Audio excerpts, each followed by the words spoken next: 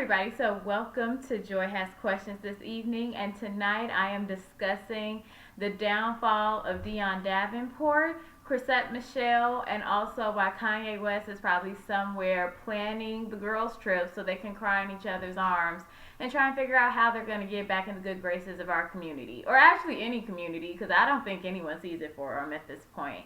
So let us begin. I knew when she destroyed Single Ladies, or attempted to, season one, with like the behind the scenes bickering that she was doing with Lisa Ray, Chi-Town girl, I knew then that Stacy Dash was a far cry from the Dion Davenport and King magazine thotty that we had come to love and accept. I knew it then. Like when it was just stories of her not getting along with Lisa Ray. Lisa Ray is the epitome of an around the way girl. She gets along with everybody.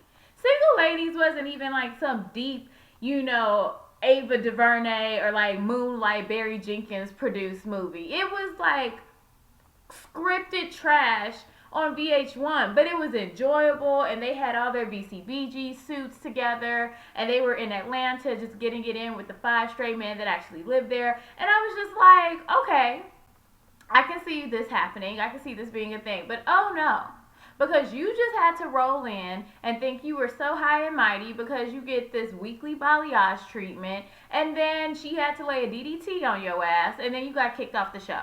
And I feel like it was then that Stacy Dash like started to internalize, like, this is it. I am never letting another one of you popular black around the way girls stand in my way again. And if you notice, she went quiet, and when she came back, she was preaching the Coonery Gospel, chapter 1, verse 1. And she stayed in that church of bullshit until this week. I haven't seen her tweet, say, I didn't see her at the inauguration, I didn't see her at the Women's March. I have just seen her being very quiet and probably just shell-shocked at the fact, girl, even if you in a Benz, you still a nigga in a coupe. Like, this country will not see it for you, honey. And sacrificing your principles, selling out your community, completely showing up at the Oscars like, oh, I'm a part of the new diversity inclusion team. Mind you, you were trying to be cute. You were trying to be funny. But actually, when the Oscar nominations just came out, there's been a record-breaking, I believe, either 7 or 8 films that have been featured. For the first time ever, 3 African Americans are in one category. I don't even want to try and do the math on that, or the probability of why that has just now happened in 2017, but I'm happy and celebrating that. See, that's what diversity and inclusion looks like. Not your little whack ass coming out 2 years ago trying to be cute and you got no applause. Your adopted race didn't laugh at it. No one said anything. She stood there like, and then like went back in and probably popped a couple of Prozac and cried into her chamomile tea. And rightfully, that's exactly what you get. Self-hatred is a real thing. I don't think Stacy Dash has been happy with herself. Like, we all remember her in Clueless, the one black girl at the Beverly Hills High School wishing that she was as popular as her main friend. And I'm just sitting there going, see what happens? You've been the sidekick your whole life, and you haven't been happy in playing your position and standing proud. You're a beautiful woman. Stacy Dash is still melanin gold. Well, she don't know that. But in terms of her pigmentation, she is still melanin gold. She is still an attractive woman. She's 50 and she looks like she's 22. Like, to have that sort of external beauty and to be so corrupted and so broken, and then to get fired from the epitome of fake bullshit news, from Fox America, which is all about, you all need to leave white people alone. And Black Lives Matter is a terrorist group. And Tommy Loren is the best goddamn news anchor since Walter Cronkite. And I'm just sitting here looking like, and they still were like, little black girl, go home. You have caped and cooned and shucked and jived in your Louboutins and your Jimmy Choos and eaten all the kale that you possibly could to keep yourself in a size 0. You've gotten the balayage highlighting treatments. You've done the blood facials. You did your dance of the 7 veils to all of the Toby Keith that you could possibly find. You forsook Earth, Wind, and Fire and picked up a Loretta Lynn album. And for the fuck what? To still be kicked out into the very cold and to be told, we don't want you. On top of that, you have Chrisette Michelle. I envision them like meeting in Calabasas, sitting at like Caribou Coffee, and just going, we are alone. Chrisette Michelle, like Baller Alert was covering in Shade Room, saying her family disowned her. You did all of that. You sang at the inauguration, at the traditional inauguration, I guess, because Kanye West was too avant-garde. They supposed to be homies and buddies. If this ain't proof that Donald Trump is just calling black people dumb enough to go down there so he can treat it as a photo op to make it seem like he really is trying to do something, I don't know what is.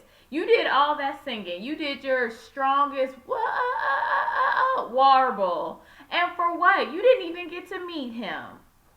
They didn't even deem you, like, how do you perform for someone and not get to meet the person? Like, that has never happened, ever. I don't care if this is 7th Street or getting her do-over to do the national anthem at the 76ers game. Like, you get to meet the people in charge. You get to do the photo ops. And I'm like, Omarosa didn't hold you down. She was too busy ducking and dodging all the, the heat and the feelings of pressure from the ancestors.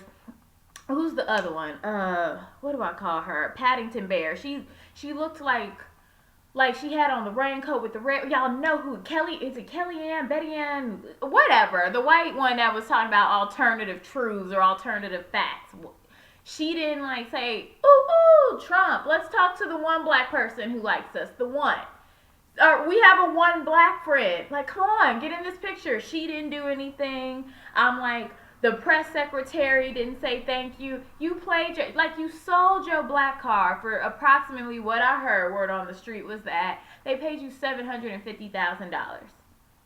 You sold your black card for $750,000, and now your reputation is destroyed. No one sees it for you. She wouldn't even be invited to sing with Kaya, My Neck, My Back, at a backyard barbecue. Like, no one wants you. No one wants you. And the thing is, I don't think that's anything that's bad to say, or we can't cast out our community. Trump just made a proposal today to cut 17 for his proposal for cutting back spending. He wants to up militarization spending, which, mind you, is the one thing. It's the main cause why the deficit always skyrockets, because those defense contracts are expensive as all hell. But on top of it, he wants to cut back corporate public broadcasting. Corporate. Yeah, it is. CPB, corporate public broadcasting. We already know he doesn't have a good relationship with the media. He wants to cut that back. He wants to cut back the Justice League, or Lord Jesus, I said Justice League, the Justice Department, but the aspect on civil rights. So case in point, for me as a Chicagoan, the Department of Justice did that report finding that there indeed had been systematic cases of abuse within the Chicago Police Department, racial profiling, all that good stuff. That was funded. That cost Americans, I think, maybe $1.18 or $1.36 per person. He wants to cut that back, though. He wants to cut back humanities programs, and he wants to cut back on spending. All the programs that he wants to scale back on are programs that we as a country desperately need, especially those who are middle working class and lower working class families. But you wanted to sit here and bring that together. If singing was bringing Obama did his best Let's Stay Together. He had a wonderful baritone voice. Singing is not going to bring this country together. We have sang for fucking forever. Martin Luther King, Walking on the Bridge of Selma, We Shall Overcome. Harry Belafonte singing Day-O, Daylight Come and Me Wanna Go Home. We have sang enough. The only chorus I want to hear in this 2017 is the chorus of Fuck Trump and We Gonna Be Alright, as we march through the streets and set this country on fire, because that is literally where it's about to go. America's about to riot. I really hope we understand that this is what is happening. So if you took a stance, your silence is a stance. You siding to go with Trump. Here's the thing. You didn't say, oh, I want to unify, but you don't need to pay me. I really want to have an open discussion with him. You didn't do that shit. You kindly took that check and took your raggedy, dark and lovely, funny baloney color box and set the fuck down somewhere. Same thing with Omarosa. You in the racial draft. Chrisette Michelle is there. Stacy Dash, been traded. And then on top of it, Kanye West, oh, Donald, I voted for Donald Trump. You can literally say, you are the child of Dr. Donda West. If you can say that, sir, like, you are so far gone, and I'm not the one to try and save you. I'm too busy trying to save my friends, to save my family, to save myself, to save my country, to save my spirit, to save my community, to save my culture. I don't have time to be trying to save people who really just don't get it. Like, we are about to drown. The whole world is looking at us. I literally am seeing people on IG, like celebrities that I follow out of country, like, yo, I just renewed my visa to America, but like, woo, look like y'all going through it. Like, images on TV looking no different than like what's happened in Ireland for the past 20 years with their racial or social class problems, what's been going on in the Middle East. Like, they looking at us like, land of the free, home of the brave. More like land of the corrupt and home of the disenfranchised. How about that? So I say that to say, all jokes aside, we can laugh, we can kiki. I got all 77 laughs to Stacy Dash. So, like, I just felt a little bit better. I don't care if it's petty. I don't care if it's me not in this moment being the best Christian, black, all-inclusive joy I can be. I'm a human, and this is honestly how I feel. You've been cast us aside, and what, you thought, what, we got the mammy titties now for you to come and, like, rest your face in our bosom? No, girl. No. You better have a conversation with Jesse. Maybe Uncle Jesse Jackson can talk to you, or maybe Al Sharpton. Y'all can sit here and do each other's hair or trade edge control tips. But I'm like, I don't see it for you.